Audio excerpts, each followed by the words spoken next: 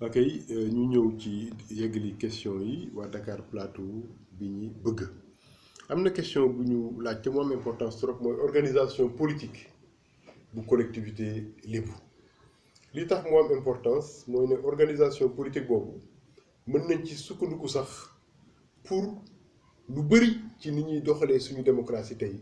ñu xool ko ndax soo ñëwee ci lébu gi démocratie bi c'est pas la loi de la majorité. C'est une démocratie consensuelle parce que penc la te dañuy pencoo ca penc ma li nga xamante ne moom la ñu bëgg a doxal fi ñuy tàmbalee fii ci fukki penc yeex ñaar ñu koy wax Ndakaaru collectivité lébu de Dakar fukki penc la ak ñaar dafa am ñaari chambre yi nga xamante ne ñoo fa am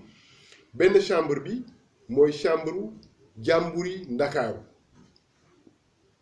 mais laata ñuy wax jàmburi Ndakaaru dafa am jàmburi pénc ndax pénc bi soo fa ñëwee ay kër la kër gu ne dafa am borom kër ga jàmburi pénc la jàmburi pénc yooyu su amee lu ñu bëgg a doxal ci biir pénc ba ñoom le chef de pénc bi di woo waxtaan ak ñoom ci mbiru penc bi lépp li ñuy dogal ci penc mi chef de penc bi mooy lëkkaloo ak jàmburi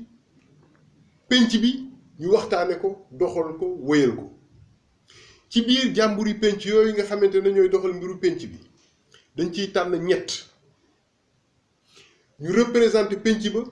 ca Ndakaaru maanaam l'assemblée des 12 penc soo jëlee penc bu nekk su yóbboo ñetti jàmbur day nekk 36 jàmbur 36 jàmbur yooyu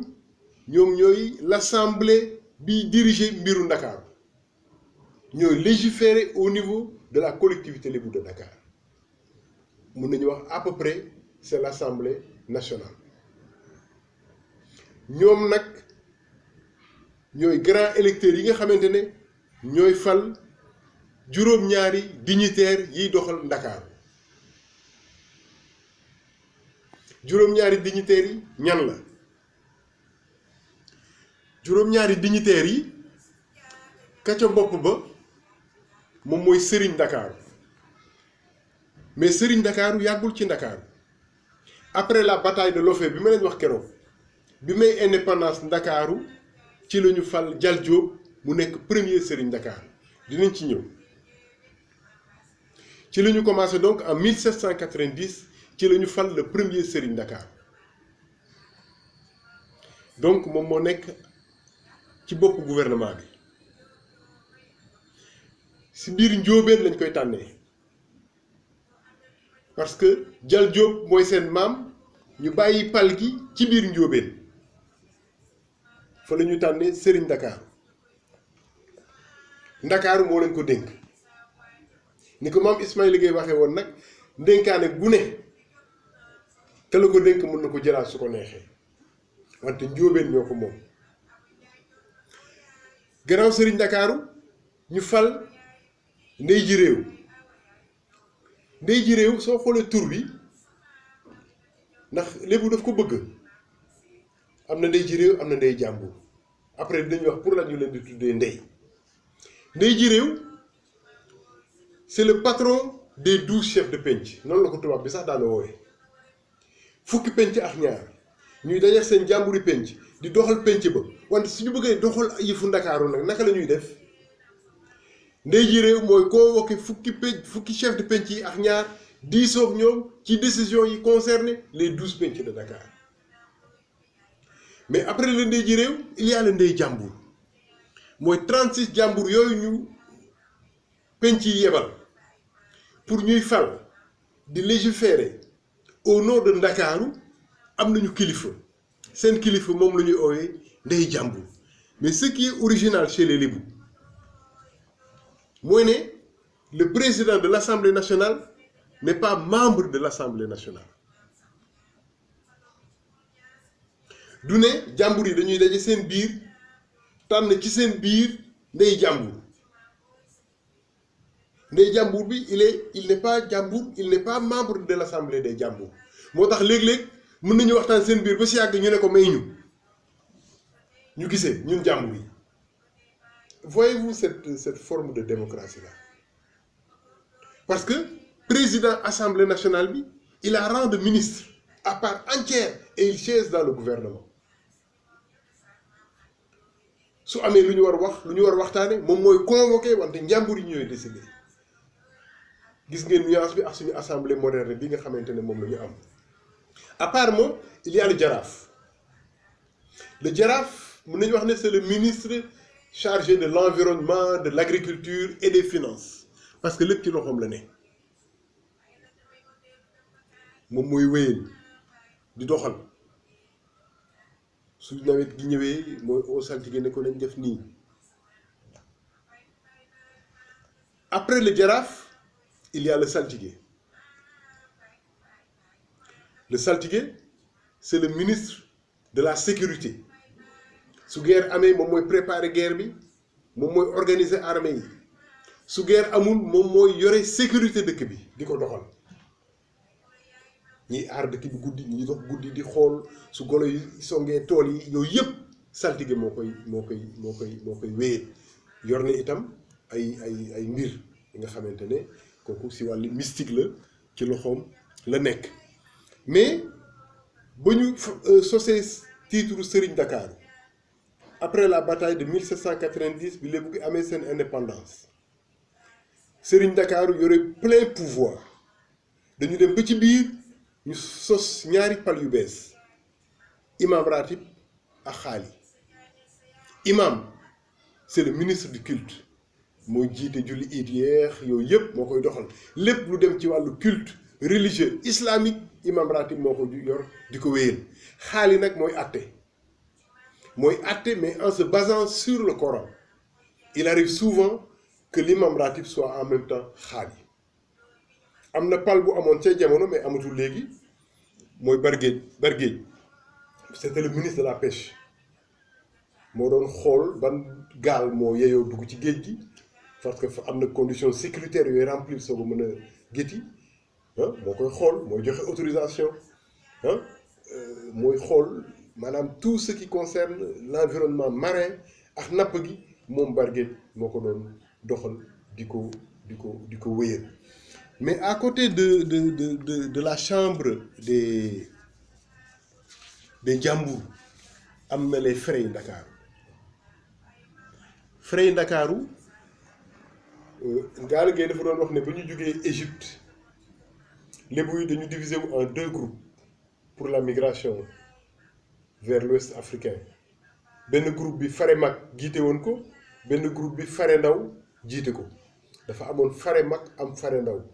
Moom sax ci démonstration am nee na fare boobu ñu ngi ko jëlee ci turu Firawna pharaon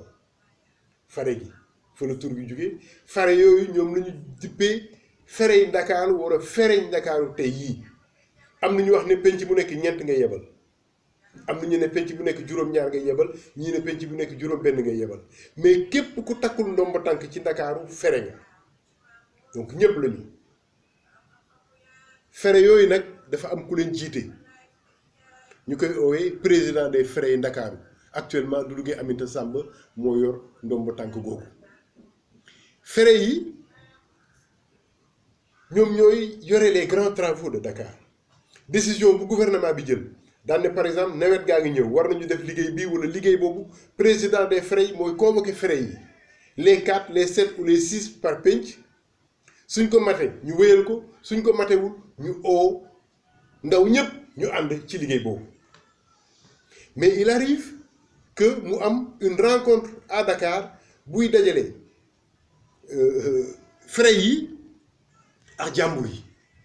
daje yooyu su amee biti Ndakaaru lañ koy defee au niveau d'un terrain neutre nga xamante ni ku nekk da ngay am droit à la parole lu wax ji tàng-tàng ak lu mu metti da nga ko wax te ñëpp dinañ la déglu. C'est la condition sine qua non assemblée boobu pour wone le niveau de démocratie bu organisation politique lébu yi amoon bi fi tubaab yi ñëw. Et loolu moo waral ba tubaab bi ñëwee mu ne ça c'est une république et jamono jooju ñoom ñu doon ci royauté c'est une république ñu ne la république théocratique lébu sëriñ Ndakaaru mooy kilifa gi yor ndey ji réew ak ndey jàmbur ci wetam pour lan ndey ji réew pour lan ndey jàmbur ndey mooy yaay la société lébu ci njëlbéen c'est une société régie par le matriarcat mooy lépp jigéen a ko yor mooy borom kër gi mooy borom tool yi mooy kilifa te ndono gi nga xamante ne nit ki wala ndomba tànk bi mu war takk yaayam moo ko koy jox moo tax ndijaay mu ëppoon important ci société matriarcat boobu te moom la ñu doon donn moo tax ñu naan ndijaay mooy yaay bu góor xeet yooyu ma leen wax nga xamante ne ci taggu matriarcat ba xeet yi ñooy falu te ba tey moo am ci ndey jàmbur sumbaar gi ngay doon bu war tax nga mën a feewi ndey jàmbur sa yaay moo la koy jox lan moo ñu dugal ci matriarcat bi mooy bi ñu duggee ci islam dañu dugg ci matriarcat bi di donn pap ñu ne sant bi ci cosaan nga xamante ne lépp ci ndey la ne woon ba waral turi ndey jàmbur undi turi ndey ji réew nga war tëddee njaaxaanaay say doom yépp nàmp nga war a uuf say doom sàmm leen ki am laago ki amul laago yemale leen tollale leen ngënaat le du am moo waral ndey ji réew moo waral ndey jàmbur équilibre boobu nga xamante ni islam sax daf ñu koy laaj le juste milieu la balance équilibrée loolu société communautaire lébu bi daf ko xamoon laata lii di am te nag yaay moo doon tax nga falu wax naa ko islam gi moo ñu indil ci patriarcat ñuy doon ci baay loolu beneen histoire la mën nañ ko développer ultérieurement xuus ci pour mën a leeral lu bëri organisation politique collectivité lébu noonu la tëddee wante am na ay nuances diggante Ndakaaru ak Yoff am na ay nuances diggante Ndakaaru ak Bargny wante globalement piliers essentiels yi nga xamante ne ñoo ŋànk organisation politique bi ñoom ñëpp ñoo ci d'accord laata Serigne Ndakaaru di am nag jaraaf moo doon jiite avant Serigne Ndakaaru jaraaf moo doon jiite Yoff ñoo njëkk a fal jaraaf fukki penc ñaar bañ leen sosee bien après Yoff ci la ñu am jaraaf avant loolu ay laman ñoo doon falu am na ku ma laaj ne ma pàkk làmbaay fan la bokk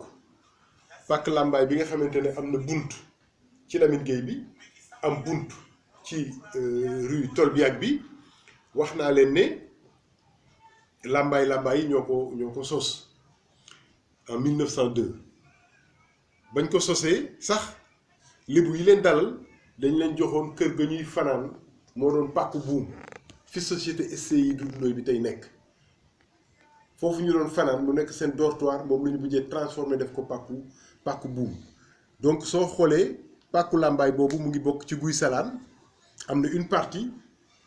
bu bokk ci yàq jëf nele Rëbës ak Ñaay Cokkeer wax naa leen ne Ñaay Cokkeer Rëbës mu ngi sosu bien après 1914 vers les années 40 mooy fi ñu rëddoon filao yi mu nekk ligne de démarcation bi après la population yi occupé mu nekk Rëbës ñenn ñi neenuñu ne Rëbës yàq jëf moo ko jur Cëddeem Ñaay Cokkeer la jur am na ñu ne Cëddeem moo jur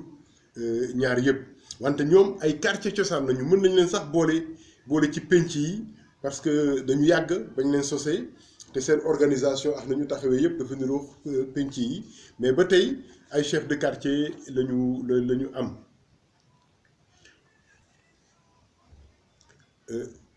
les traits de caractère d'un habitant de Dakar Plateau wax nañ ko fulla gi ñu wax sànq ci ndey jàmbur Ismaïla Gueye mën ko wax ci kilifa lébu yi nga xamante ne ñoo fi nekkoon yëpp sàmm sa kàddu ba tubaab bi tegee ni signéel fii ñu ne ko mais lan lay signé wax naa ko ba pare sama kàddu doy na signature parce que loo wax doo ci dellu fit nga taxoon ñu taxaw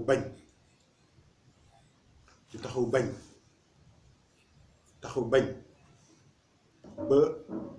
ba ñu ne dañuy taal xàmb ga ca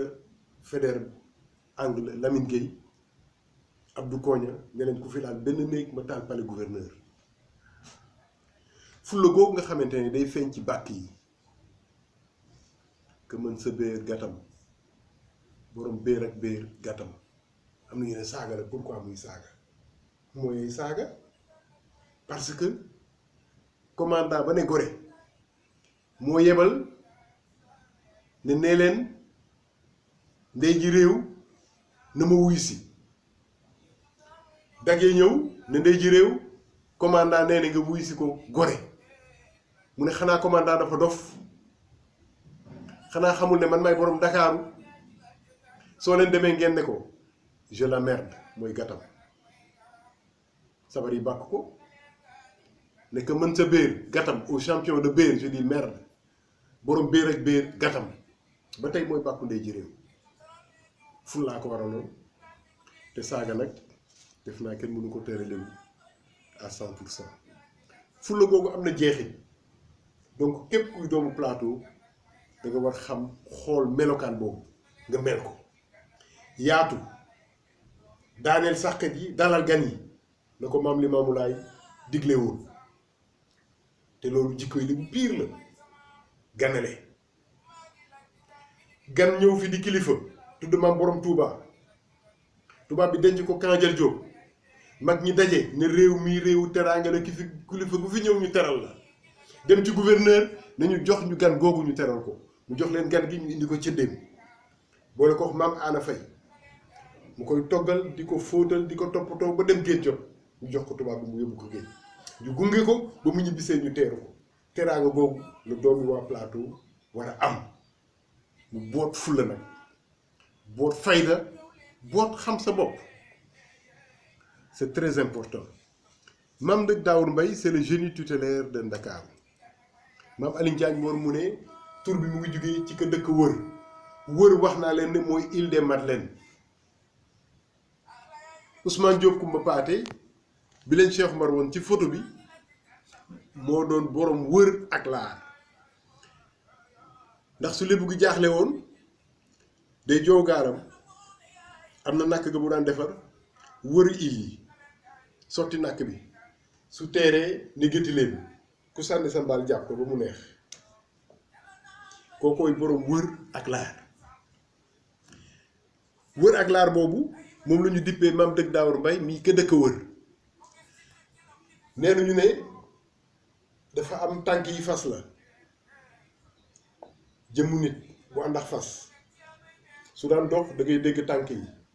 mu naan kok kok kok kok moo doon wër Ndakaaru di ko sàmm géej gi aar ko sàmm dëkk bi aar ko sàmm àll bi aar ko ba mu nekk pays de sécurité ba waral Monseigneur Benoît Truffet ba dëkkee la première mission catholique bi ñu tabax Ndakaaru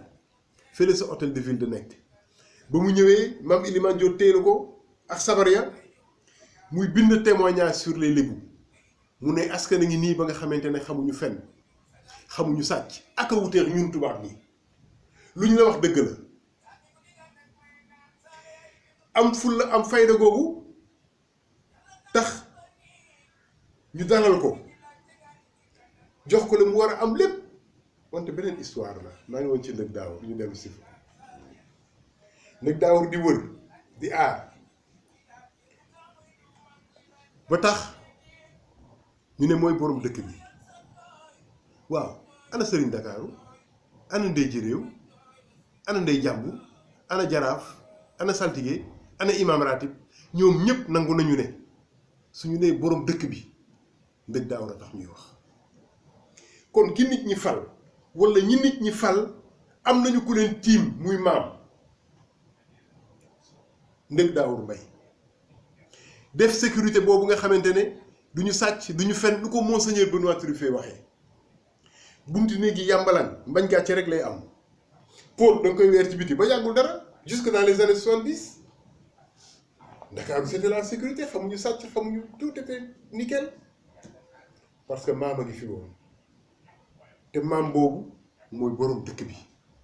tiim borom dëkk yi nga xamante ne ñoom la ñu fal kër goo dugg ci Ndakaaru am na borom kër gi ñu dëkkoon kër gu mag xam nañu borom kër gi guddi àjjuma mu sol ba weex tal nekk sa jàkka ja yor kurusam di sikkar aar kër gi bu ñu ne bul guddee de ndax borom kër gi tey day ñëw ci kër gi suñu dee borom kër gi benn borom néeg du wuyu parce que xam nañ ne borom kër gi mooy maam di koy aar Mbaye Diagne ci dem nag nee na nag kuy wér la Ndakaar wala kuy sikkar xamal ne maam dëgg daaw la ñuy sikkar kenn du ko sikkar parce que jullit la parce que mu ngi ci diine gi parce que mu ngi ci islam bi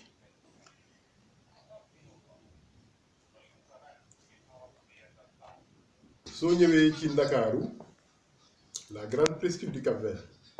dafa am ay pàcc Jandeer Jalaaw ji Jégéej Jëlëg c'est les quatre grands découpages ñun ñooy Jëlëg bi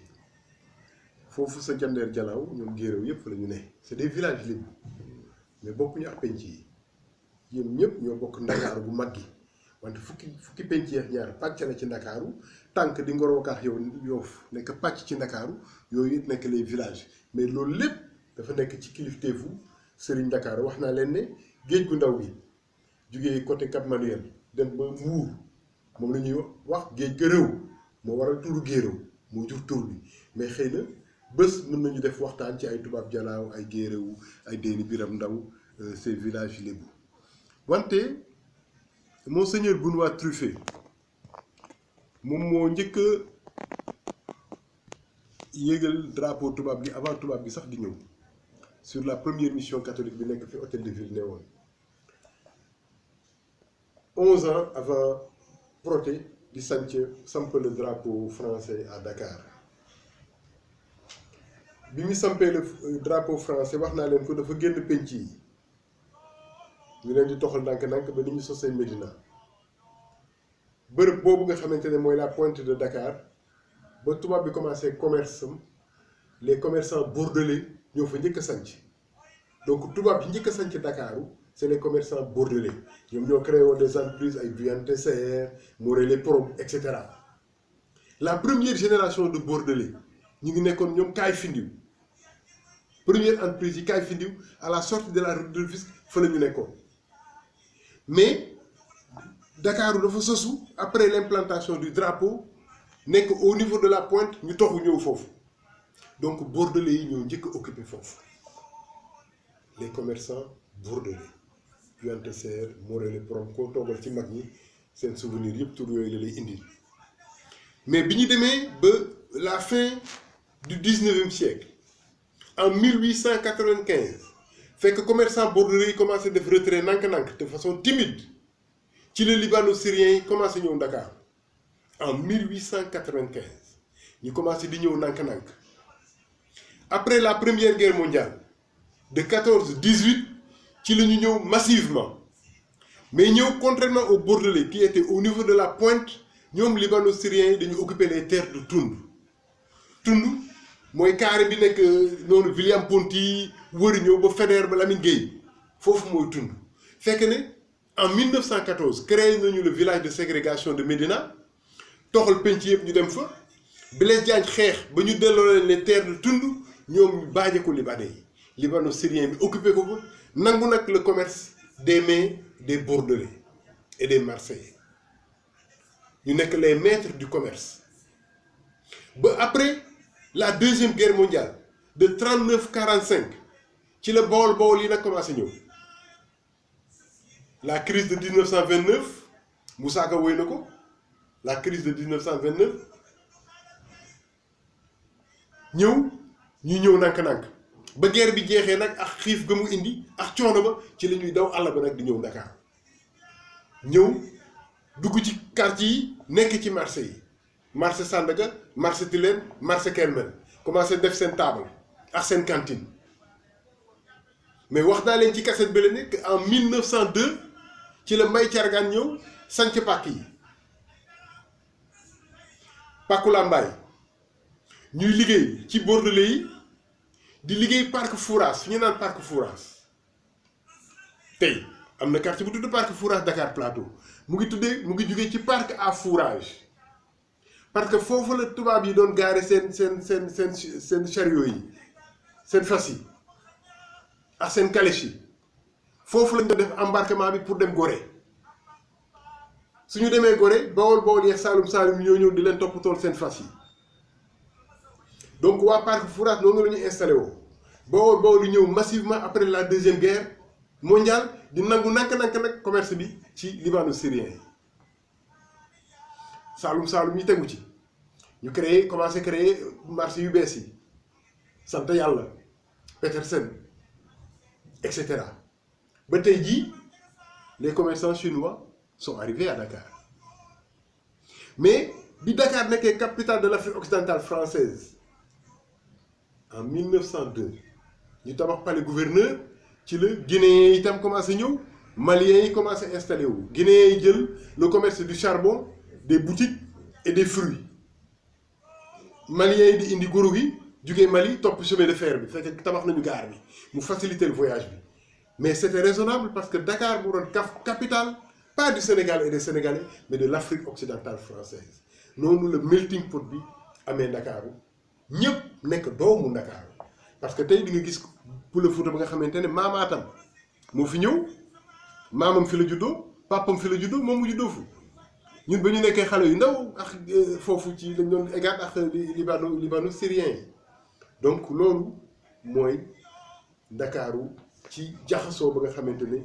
jur na ko ñu war ko ànd mais soo ñëwee ci ñi am samay at nga ne leen Ndakaaru ñu gestu seen souvenir doxantu daw ñu gis Ngaje ak na mu meloon ak jardin ak escalier yi ñu koy wàcc dem géej am gannaaw bu yaatu ñu fay football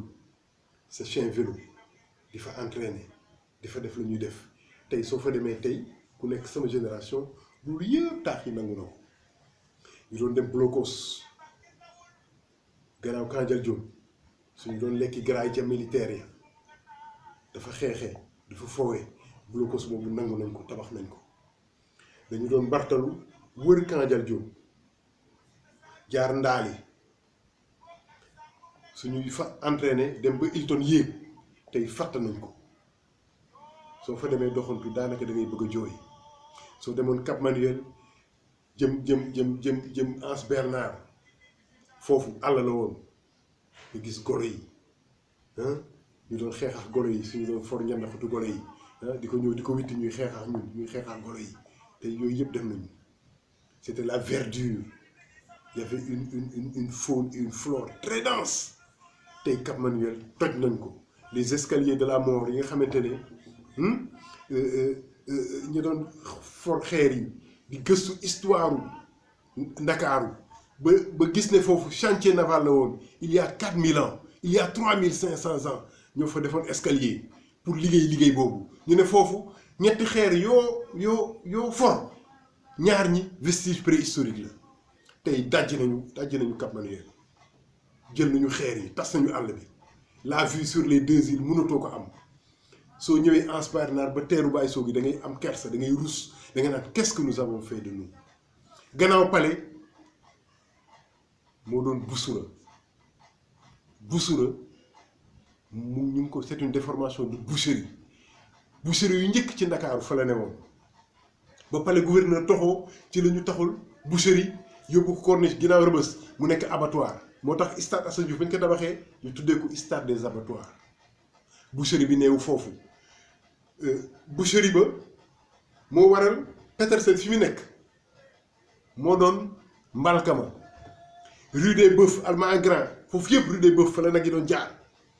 rue des abattoirs fa la nag yi doon jaar pour dem boucherie ba rue 6 bu Médina tam nag yi dafa jaar ñu tuddee ko rue des Bœufs su nag yi ñëwee ba Petersen fi ñu ko tabax tey fii service d'hygiène ñu tuddee ko Mbalkama fa la mbalka ya nag yi doon naanee nekk mais Ndakaaru soppeeku na service d'hygiène boobu bañ ko tabaxee moo doon xeex lépp luy janax lépp luy kaña lépp luy yàq tuyaux yi nga xamante ne moom lañ doon raxasee tali yi di ko raxasee marché Sandaga ak marché Kermel ak waaw su ma waxee sama kii wi écrivain j'ai déjà écrit 2 ouvrages benn bi c'est une pièce de théâtre maa ngi ko tuddee Yaaykat qui es-tu benn bi c'est un essai mu tuddee ko les chantiers de l'homme donc ay contributions yu ma def at pendant une décennie ou 2 moom lañ fa dajale mais tey je suis sur 2 ouvrages mémoire des penc et villages de Dakar bon malheureusement dama ko def ba à un moment mu réer ma perdre ko sama machine mu réer maa ngi koy reprendre mais la ma tënkoon foofu dama ko tënk ci benn téere ba nga xamante ne bu ndaw lay nekk dina génn du yàgg dara incha allah dina génn du yàgg dara Dakar Plateau un rêve tout en lumière donc dina génn du yàgg attends Cheikh ma fa nga dellu gannaaw bu ma ko wax noonu quoi.